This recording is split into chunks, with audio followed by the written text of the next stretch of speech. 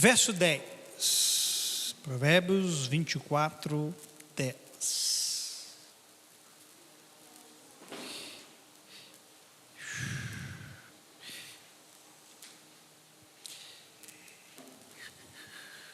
Irmão, nós ainda vamos ver o dia em que vai se levantar um povo que não vai parar por circunstância alguma, inclusive chuva.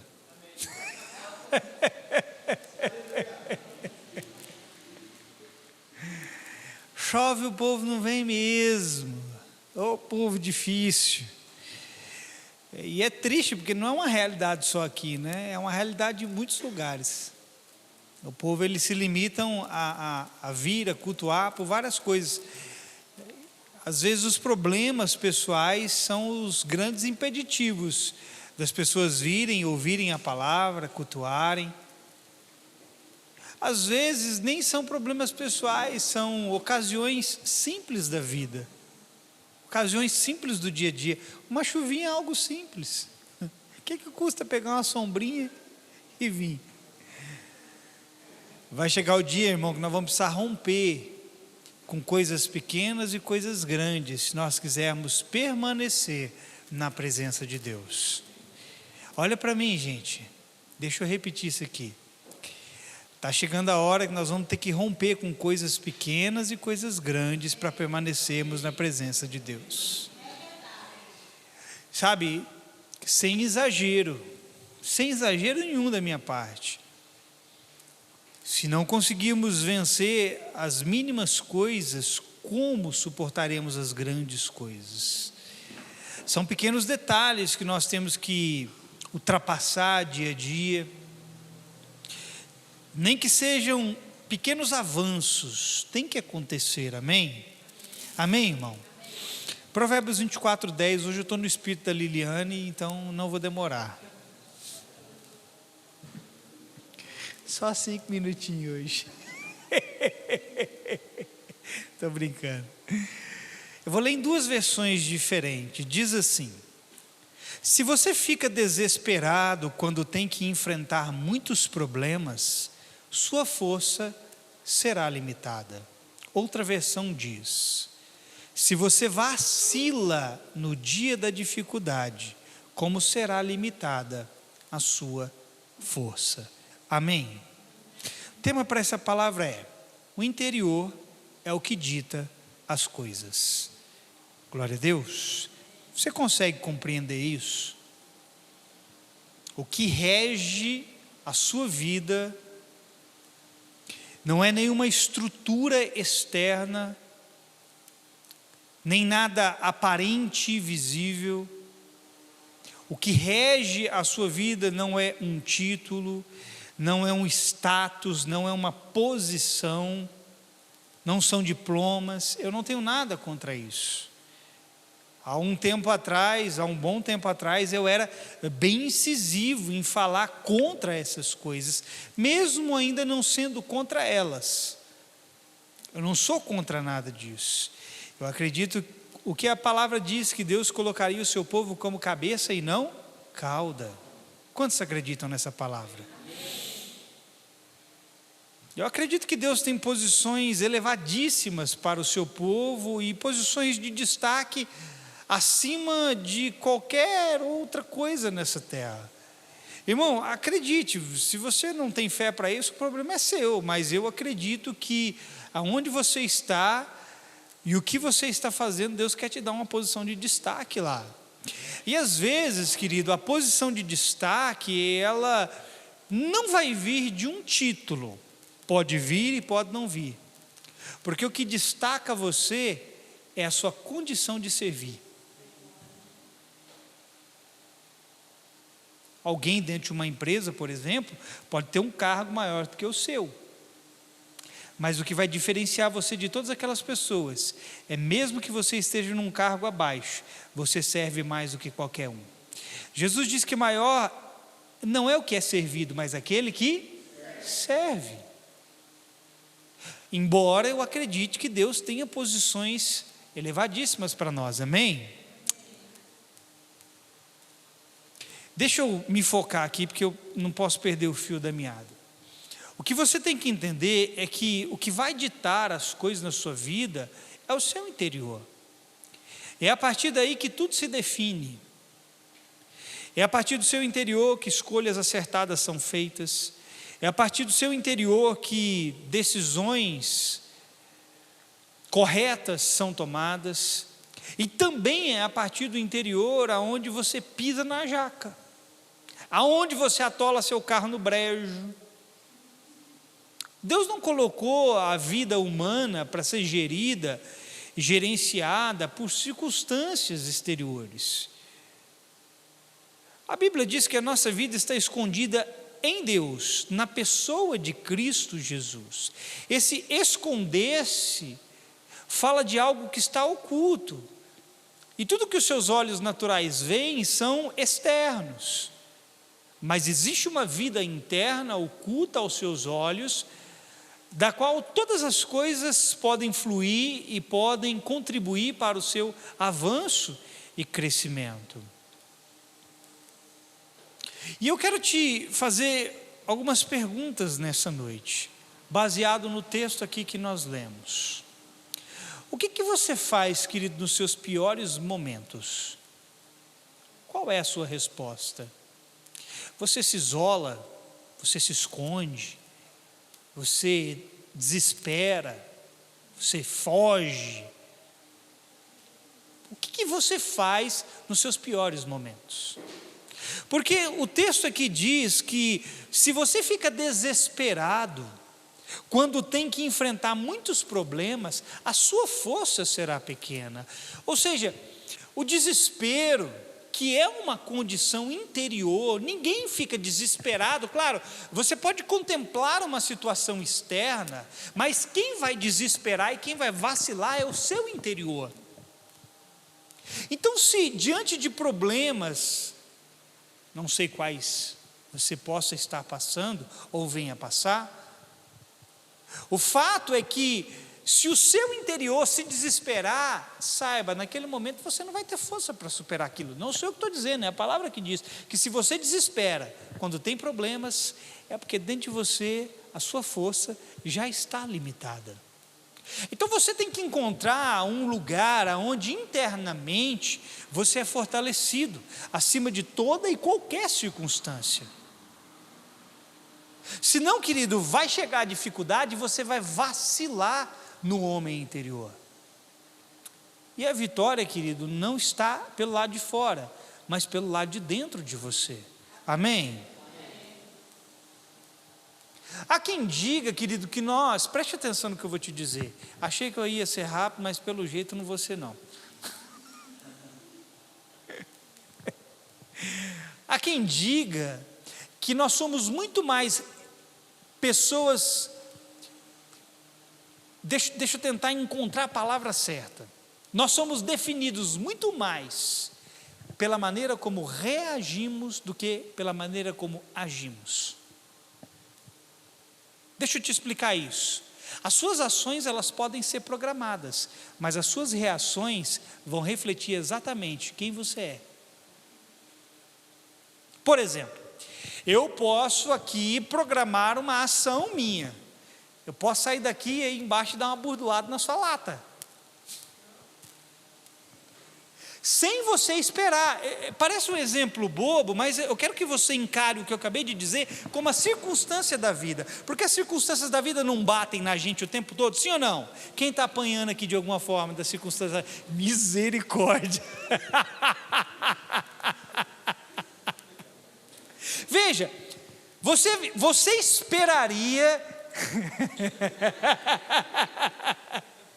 Amor, não faz não, o povo vai pensar que eu estou dando trabalho.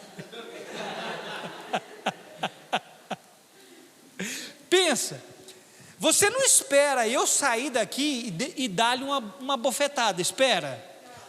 Você também muitas vezes não espera uma circunstância da vida, sim ou não? Se eu sair daqui sem você esperar de lhe dar uma bofetada, eu vou saber quem você é pela sua reação. Foi por isso que Jesus disse assim: se te ferirem a face esquerda, dá a outra. Por quê? Porque quando você faz isso, você demonstra quem você é interiormente. A sua reação vai demonstrar o seu caráter de Cristo.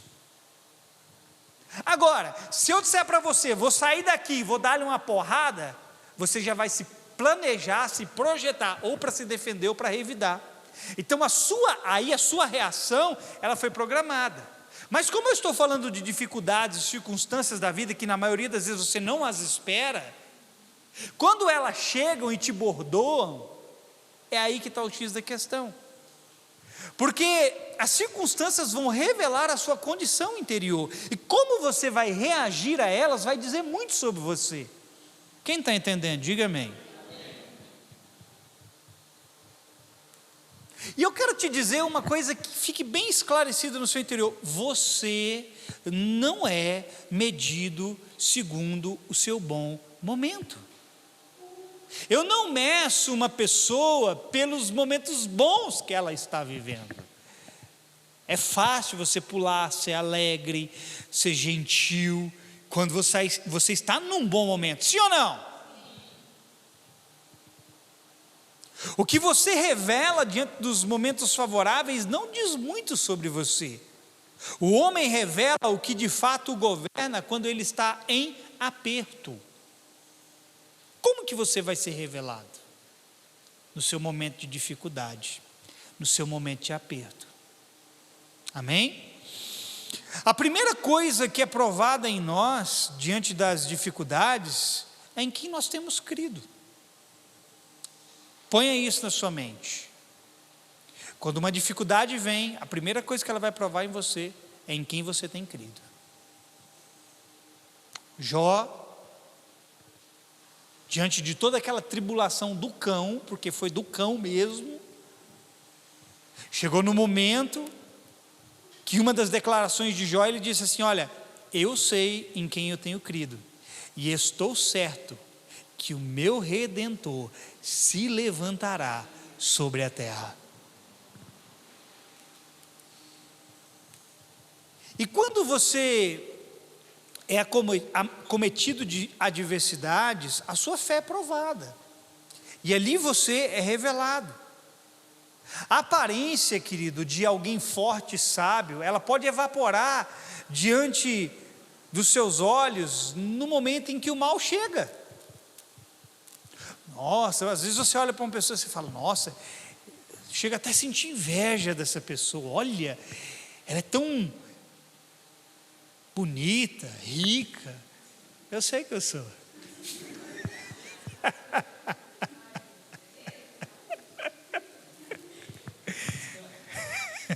Inteligente, forte.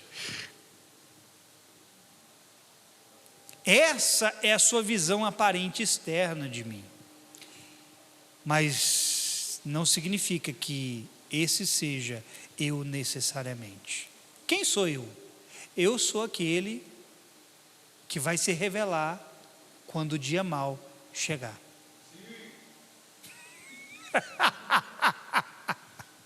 Quando as dificuldades chegarem.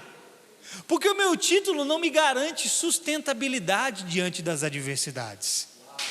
A minha posição não me garante sustentabilidade diante das dificuldades. Mas o meu espírito firmado em Deus, sim.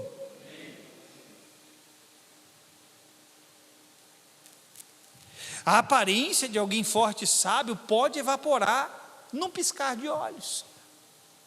Ele só precisa esperar o dia mau chegar. Lembra do rei Saul? Quem lembra do rei Saul? Você conheceu ele? Estava lá? Sempre tem os bobos que caem. Lembra do rei Saul?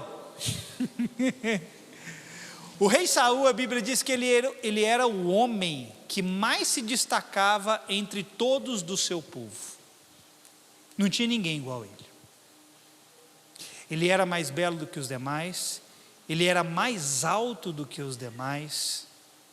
Vai reparando naquilo que a Bíblia diz a respeito dele, que ele tinha um porte físico avantajado e que a aparência dele se sobressaía aos demais. Deixa eu ler essa passagem só para você ver Não precisa abrir não, só preste atenção. Eu quero te mostrar algo referente a Saul. 1 Samuel 10, verso 23 e 24 diz assim a respeito dele. Em seguida correram a buscá-lo e ele se apresentou no meio do povo. Está falando de Saul. Homem de boa aparência. Olha, ele tinha boa aparência. Repito, a pessoa não é a aparência que ela parece ter. Guarde isso. Alguém não é de fato a aparência que tem, mas o interior que possui. Veja, ele era um homem de boa aparência. Quando ficou em pé, os mais altos só chegavam ao seu ombro. Eu acho que a pessoa mais alta aqui é o Jorge, né, com 2,5 metros.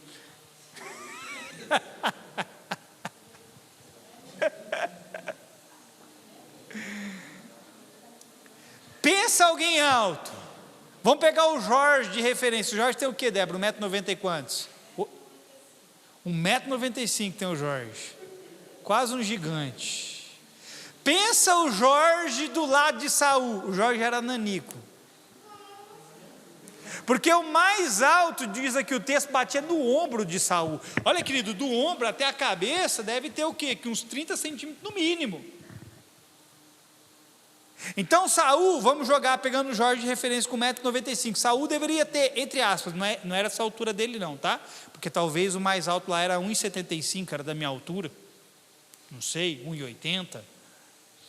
Mas Saul deveria ter então uns 2 metros e pouco. Então ele era alguém grande, de um porte vantajoso, ele se sobressaía diante dos demais. E olha o que continua dizendo o verso 24. Então Samuel exclamou diante de todo o povo reunido: vede agora quem Yahvé o Senhor escolheu. Não há nenhum ser humano, preste atenção nessa expressão, não há nenhum ser humano que se compare a ele entre todo Israel. E prontamente o povo bradou: viva o rei. Conseguiu captar a imagem? Aqui Samuel falou assim: olha, não há ninguém em Israel igual Saul. Ele tinha uma aparência. Agora note isso aqui. Samuel diz que não havia ser humano entre todo o Israel que se comparava a ele. De qual característica Samuel está falando? Física. Saul tinha a aparência que um rei precisava ter. Aqui Samuel está falando de uma aparência física. Só que interiormente, Saul não era alguém segundo o coração de Deus. Por fora, ele parecia o rei, mas por dentro, Deus já havia escolhido alguém segundo o seu coração. E não era Saul. Vocês estão conseguindo entender? O exterior, o lado de fora, não vai sustentar você diante do dia mau. Deus, quando olha para quem quer que seja, não está julgando o lado de fora, mas o lado de dentro. Aquele velho ditado: você pode ter 2 dentes na boca, um para doer à noite e outro para furar a uva. E alguém pode ser rico e milionário. Deus talvez vai escolher o que tem 2 dentes na boca, porque conhece o coração, porque conhece o interior. Amém?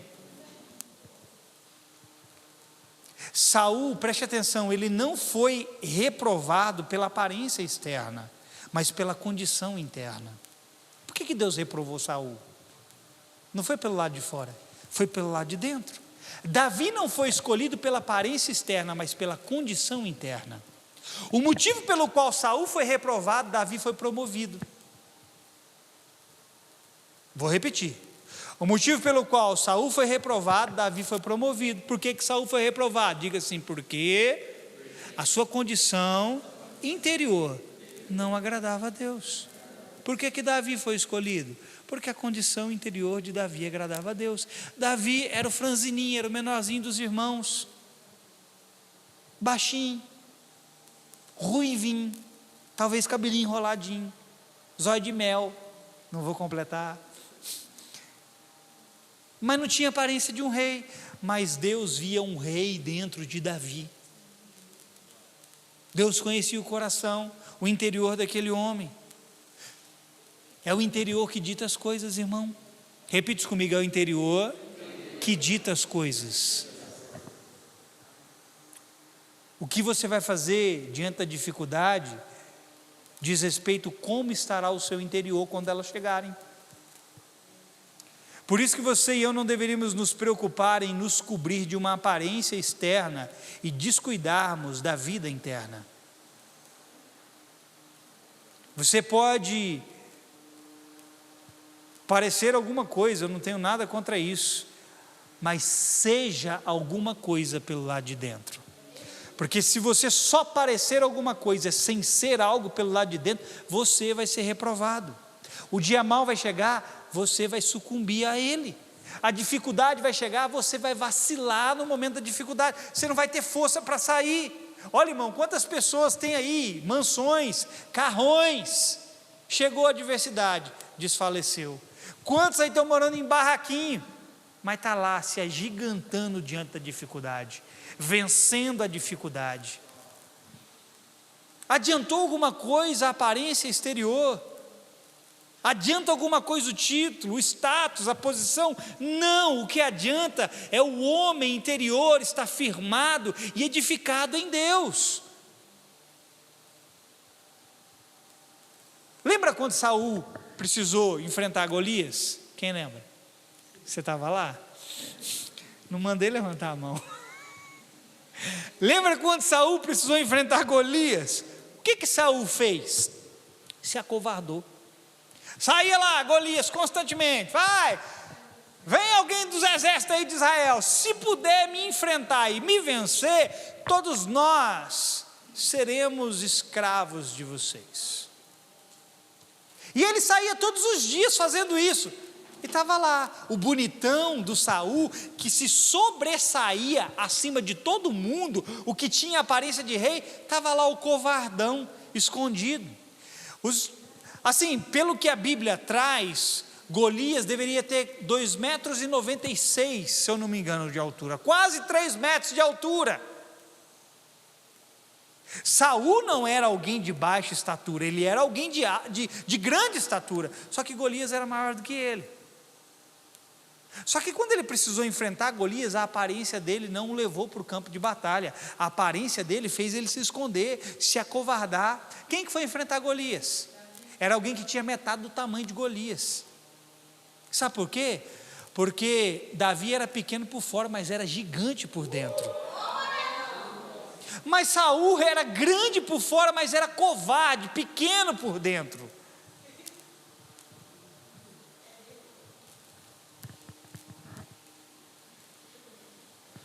Internamente, a estatura de Saul não condizia com a sua realidade aparente. Era grande por fora, mas era pequeno por dentro. Mais do que nunca, hoje nós vivemos a era da aparência, irmão. Sim ou não?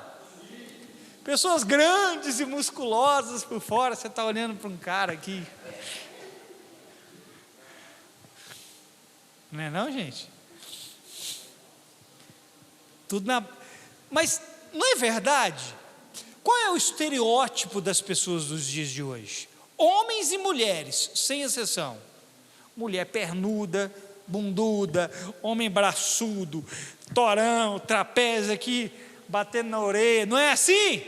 Tudo na base do Danone. Sim ou não? Porque como diz o José, só na água não vai. Se você ficar só na água, vai ficar igual eu aqui, 3 anos maiando, e a única coisa que eu ganho, sabe o que é? Nada.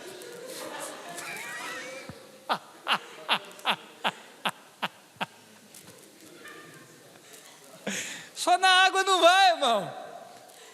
Mas está todo mundo se preocupando em ficar grande por fora, desenvolver músculo por fora, e eu não tenho nada contra isso. Quem dera, olha lá o chassi de grilo lá atrás, quem dera que ele estivesse na academia já ganhando massa e andando aqui assim, já com as asas, pronto para voar, bater um vento, levanta o voo. Mas não tem jeito.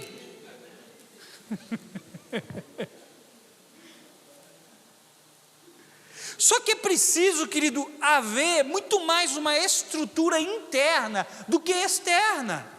Mas a geração de agora é uma geração da aparência, que quer desenvolver músculo, quer crescer por fora, mas fica pequeno por dentro. Não se desenvolve internamente. E aí eu te falo, querido, você vai ver, não vou nem citar não, mas tem nega aí grande por fora que cai numa maca de hospital e definha, e acaba até morrendo. Mas se fosse alguém que por dentro está firmado em Deus, sabe vencer em Deus, pode até ficar enfermo, mas vence a enfermidade. O dia mau pode até chegar, mas ele sai do dia mau vitorioso. Mas é uma geração de aparência. Agora eu vou ofender alguns aqui. A geração do iPhone, dos status. Cadê os iPhoneiros aí? Deixa eu ver quantos iPhoneiros tem aqui. Levanta a mão. 1, 2, 3. Rapaz, tem gente com iPhone aqui, hein? Rapaz. É a geração do status, da aparência. Claro, eu não generalizo, tá, gente? Eu sei que aqui os que tem aqui, mas a maioria das pessoas hoje que tem um iPhone é por causa de status. O povo até despreza quem usa Samsung. Se bem que o meu é o top dos top, né? Fui falar o dia que a Dani ganhou o iPhone 13 dela, e eu ganhei meu S22 Ultra. Elas tirando foto, eu fui tirar lá. Mostrei para elas, me exibir na câmera, elas virou e falou assim para mim: mas é Samsung. Meu celular deixo delas no chinelo, mas é Samsung. Não tem a maçãzinha, é status. É a geração da aparência. Agora, querido, deixa eu te falar uma coisa. Do que adianta você ser a geração do iPhone?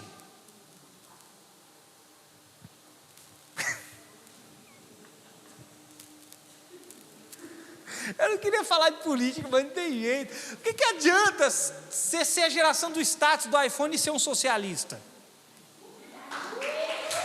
Do que adianta, querido, você ser da geração do iPhone, mas defender o que é errado?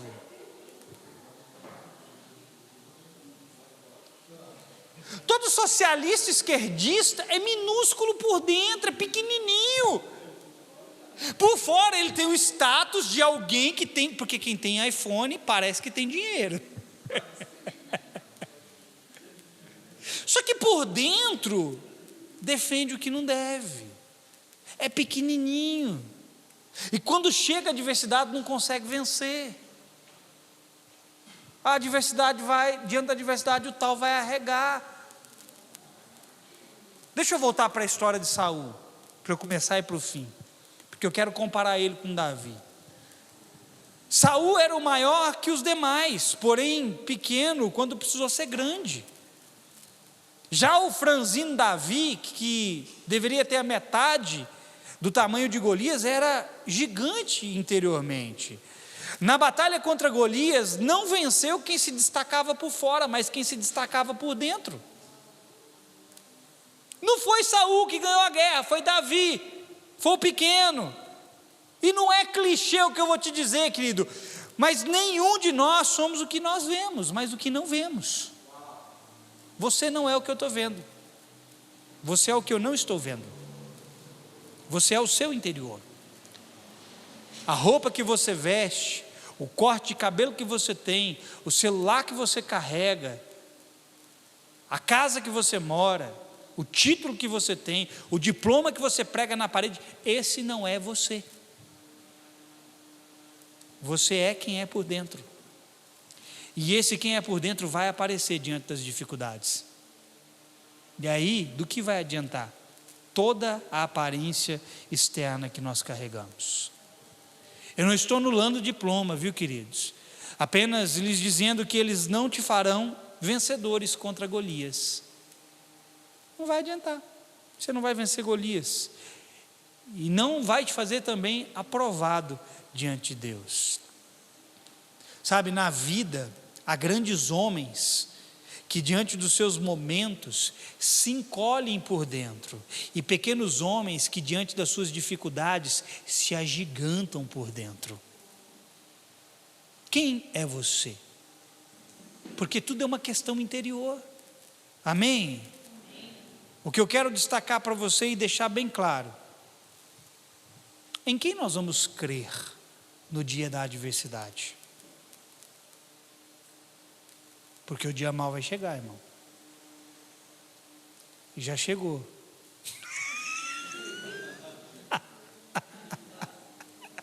Chegou domingo passado. E vai chegar chegando, irmão. E nós vamos precisar de firmeza.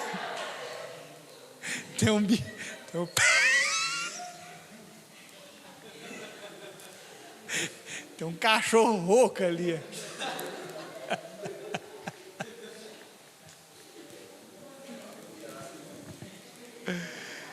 Mas, querido, quando chegar, preste atenção, volta aqui a sua atenção para mim. Quem me dá mais 5 minutinhos aí? 5, 10, 15, 20, 25. Então já... Vamos lá. Em que você vai crer no dia da adversidade? Porque essa não é uma pergunta que nós fazemos com frequência para nós mesmos. Você fica se perguntando o que eu vou fazer quando a dificuldade chegar? Aposto que ninguém fica fazendo essa pergunta para si mesmo. E sabe por que nós não fazemos essa pergunta? Porque a tranquilidade de como nós vivemos nos acomoda interiormente. Querido, uma vida tranquila é boa, sim ou não? Deus tem paz, descanso e segurança para o seu povo, amém? Amém ou não? Você vai ter um total descanso dos seus inimigos quando você estiver na glória. Agora, enquanto você está aqui, você vai desfrutar de momentos bons, de descanso. Só que não vai ser todo o tempo de tranquilidade. Não vai ser todo o tempo de bonança. Haverá tempos de dificuldade. Só que o fato de não nos programarmos interiormente e nos prepararmos para a dificuldade, nos acomoda interiormente, porque você e eu não ficamos esperando as dificuldades, então não fazemos nada. Até que a dificuldade chega e a gente quer se coçar para fazer alguma coisa, sim ou não? Não é assim? Enquanto está tudo beleza, você está levando assim, de qualquer jeito. Mas aí o bicho pega e você corre para Deus. Não pode ser assim. Isso significa que só daremos conta do que somos feitos quando os problemas chegarem. E quando eles chegam, caímos em desespero, nos isolamos, fugimos. Você tem que se atentar um pouco mais à sua vida interior. Porque se você não estiver apercebido de como está o seu interior, você só vai se tocar de como ele está quando os dias maus chegarem. E aí você, talvez seja tarde, que você vai ficar desesperado, você vai se isolar, você vai querer sumir, você vai querer morrer, como Elias, você vai pedir a morte. Basta Deus. Jezabel perseguia Elias e ele tinha acabado de matar 850 profetas. Como é que pode? O cara tinha acabado de dar cabo de 850 profetas e fugiu de uma mulher. E aí, lá na caverna, ele fala: Deus, basta, eu não sou melhor do que os meus pais, tira a minha vida. Ora, cadê aquele homem valente? Mas caiu em desespero. Minha pergunta para você é: do que você é feito, irmão? Essa é uma pergunta que, mesmo que você não responda, será revelada nas adversidades. Eu te pergunto do que você é feito, você não precisa me responder. Eu vou saber do que você é feito quando as adversidades chegarem até você. Quem entendeu, diga amém. Amém. Hebreus capítulo 11, nós encontramos a história daqueles que chamamos de heróis da fé. Acho que praticamente todos nós aqui já lemos Hebreus 11, sim ou não? Ou já ouvimos falar sobre os heróis da fé. Os inúmeros relatos descritos narram não só em quem eles creram, mas também as adversidades que eles enfrentaram. É gostoso, se você for, abra sua Bíblia em Hebreus 11, deixa eu ler isso aqui para ir para o final, porque é gostoso você ler Hebreus 11 e ouvir lá, pela fé, e pela fé venceram, e pela fé fizeram, e pela fé não sei o quê. Só que Hebreus 11 não relata apenas em quem eles creram, mas as dificuldades que eles enfrentaram. A partir do verso 33, olha o que diz aqui. Não vou ler todo, os versículos anteriores também falam de outras coisas, mas eu quero pegar a partir do verso 33 até o 38, olha isso aqui. Os quais, por intermédio da fé, conquistaram reinos. Nossa, legal, né? Bonito, nossa, isso é gostoso de se ouvir. Pela fé eu conquistei reino. Legal, né? Praticaram a justiça, receberam o cumprimento das promessas. Agora, ele vai começar a narrar as adversidades. Fecharam a boca dos leões. Se você estiver diante do leão, meu irmão, capaz de você fazer nas calças. Extinguiram a violência do fogo. Olha aqui mais adversidade. Foram libertos do fio da espada, da fraqueza tiraram força, tornaram-se poderosos nas batalhas e puseram em retirada exércitos estrangeiros. Algumas mulheres receberam por meio da ressurreição seus mortos de volta à vida.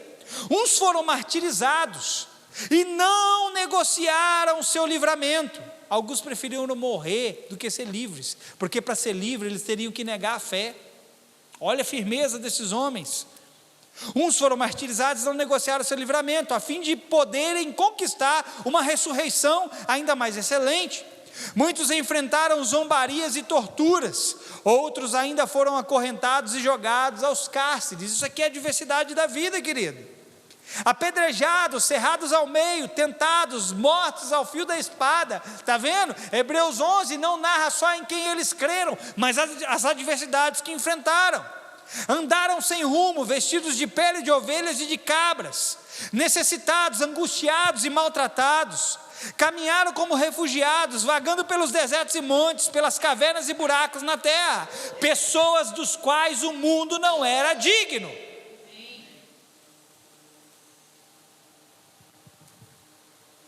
Bradar em nome da fé, um monte de gente brada, mas suportar pela fé, não é todo mundo que suporta. Só suporta a fé que brada quem tem o interior firmado em Deus. E a sua fé vai ser provada, irmão. E tem fogo para provar você. Hebreus 11 é a história dos problemas externos, mas das vitórias internas. Hebreus 11 não é apenas a história desse povo, é também a nossa história. Ela não conta apenas os problemas que passaram, mas também quem creram diante dos seus problemas. Hoje nós lemos a história desse povo e não há nada mais para ser acrescentado na palavra. A palavra que está na sua mão, ela é tudo que você precisa saber. Não tem como acrescentar mais nada, mas deixa eu te dizer, um dia alguém vai ler a sua história, no céu a sua história será lida, e quando lerem a sua história, o que eles vão ler? Vencidos pela adversidade ou venceram pela fé? Hoje nós lemos a história desses homens que venceram pela fé as suas adversidades. A sua vida um dia vai ser contada, a sua vida um dia vai ser lida, querido, e quando lerem a sua vida, qual vai ser o relato que terão? Olha lá, eis mais um que foi vencido pela adversidade, eis mais um que ficou no meio do caminho, eis mais um que morreu ali, ó, porque não suportou o dia mau. Ou vão olhar para você e dizer, aquele lá enfrentou o mundo e o fundo, comeu o pão que o diabo amassou, mas venceu pela fé. Está escrito em 1 João 5,4, esta é a vitória que vence o mundo, a nossa. Por isso deixa eu te dar uma palavra para terminar. Aproveite o bom momento, irmão. E pelas minhas contas nós temos mais 2 meses.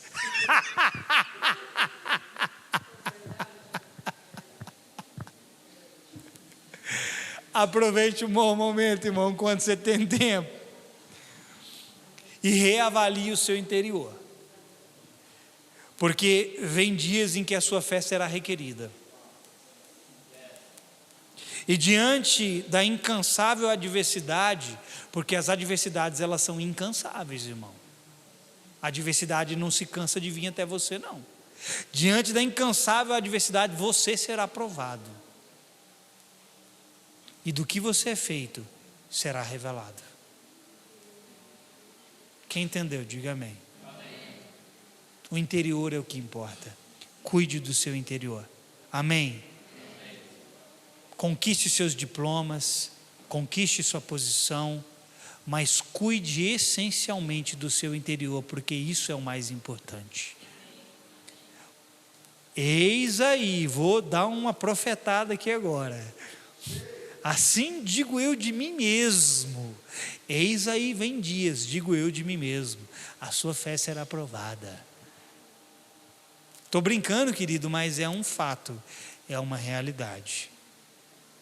E do que você é feito, vai ser posto à prova. Se alguém tem construído a sua vida com madeiro, feno e palha, o fogo virá. E não vai provar só as obras, não. Vai provar o interior de cada um. E aquilo que está sendo construído, não apenas de obras, mas no seu interior, se for com ouro, prata e pedras preciosas, o fogo vai vir, mas você vai permanecer. Amém? Quem entendeu essa palavra? Você recebe ela? Fica de pé no seu lugar.